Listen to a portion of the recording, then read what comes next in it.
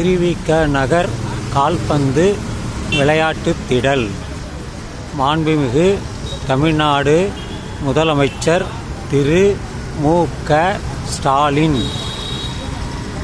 அவர்களால் திறந்து வைக்கப்பட்டது. இந்த விளையாட்டுத் திடலில்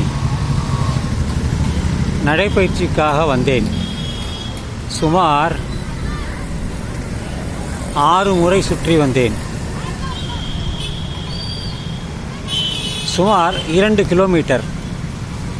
என்னுடைய இலக்கு 4 கிலோமீட்டர்.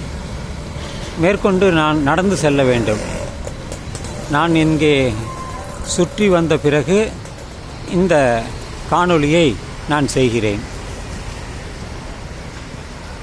இந்த காணொளி எதை பற்றி இருக்கப் போகிறது என்றால், தெய்வம்.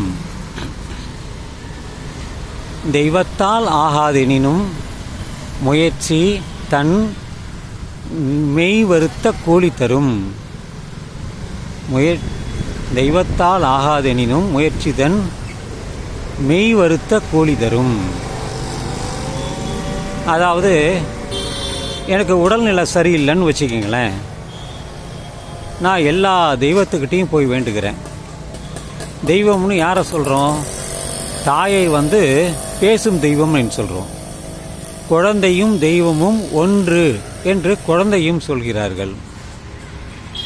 தெய்வமே என்னை காப்பாத்து என்று கோயில் கோயிலாக குளம் குளங்களாக சென்று அவர்கள் வேண்டுகிறார்கள். வேறு என்னென்ன தெய்வம் இருக்கிறதோ, கண்ணுக்கு தெரிந்தது, கண்ணுக்கு தெரியாதது, பகவான் என்று சொல்லக்கூடிய வர்ண பகவான், வாயு பகவான், அக்னி பகவான் என்று பல பகவான்கள் எல்லாருமே தெய்வம்தான்.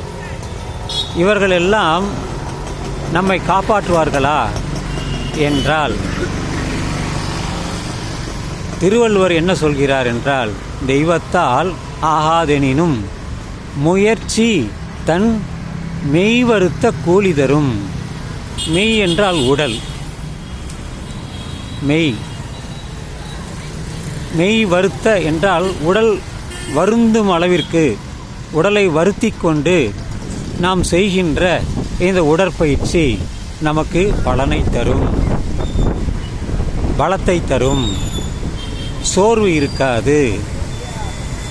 அதைத்தான் திருவள்ளுவர் 2000 ஆண்டுகளுக்கு முன்பே அவர் சூசகமாக சொன்னார். அதன் சரியான பொருளை அவரவர்கள் விருப்பப்படி அவர்கள் பதில் சொல்வார்கள்.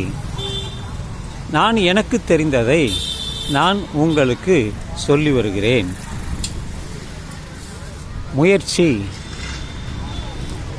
முயற்சி என்பது நாமே ஒரு வழிமுறையை தேர்ந்தெடுத்து கொண்டு அந்த வழிமுறையில் நான் பின்பற்றுவது முயற்சி. வீட்டிலேயே இருந்து கொண்டால் எதுவும் நடக்காது. எல்லாரையும் கேட்டு உதவி கேட்டாலும் நடக்காது. ஒரு பளுவை தூக்க வேண்டுமென்றால் அதை நாம் தான் முயன்று அதை தூக்க வேண்டும். நமது கடன் சுமையையோ அல்லது வேறு எதையோ வேண்டுமென்றால் அதை நாம் தான் செய்ய வேண்டும். அதற்கு முயற்சி வேண்டும். முயற்சிக்கு என்ன வேண்டும் என்றால், என்னென்ன வழிகள் இருக்கிறது என்று ஆராய்ந்து அறிந்து அதன்படி நாம் அந்த பாதையில் பயணிக்க வேண்டும். அப்படி நாம் பயணிக்கும் பொழுது நமக்கு வெற்றி உறுதியாகும். வெற்றி என்ற கனி நமக்கு முன்வரும் என்பதுதான். தெய்வத்தால் ஆகாதெனினும் முயற்சிதன் மெய்வருத்த கூலி தரும். இப்போ வயலில் போனால் எல்லாரும் வேலை செய்கிறாங்க, அவனுக்கு கூலி கிடைக்குது. அங்கே உழைப்புக்கு ஊதியம், அதுதான் கூலி. எதுவுமே செய்யாமல் மந்திரம் பண்ணிக்கிட்டு இருந்தால் நமக்கு கூலிக்கு தருவாரா? யார் கூலி தருவார்? பலர் மந்திரத்தை வைத்துக்கொண்டு கோயிலில் பூஜை செய்கிறார்கள், பில்லி சூனியம் செய்கிறார்கள். அதில் உடல் உழைப்பே இல்லை. அவர்களுக்கு யார் கூலி தருவார்கள்? வேதனை தான் வரும். எனவே நாம் மெய்வருத்த கூலி தரக்கூடிய செயல்களை செய்தால் நம் வாழ்க்கை சிறப்பாக இருக்கும். நான் விரும்புகின்ற வாழ்க்கை நமக்கு கிடைக்கும் என்பதில் உறுதியாக இருக்கும் என்று சொல்லி இந்த இரவு பதிவை நான் நிறைவு செய்கிறேன். இந்த இரவு நள்ளிரவாகட்டும் நண்பர்களே. தற்பொழுது நான் இருக்கும் இடம் திருவிக நகர்.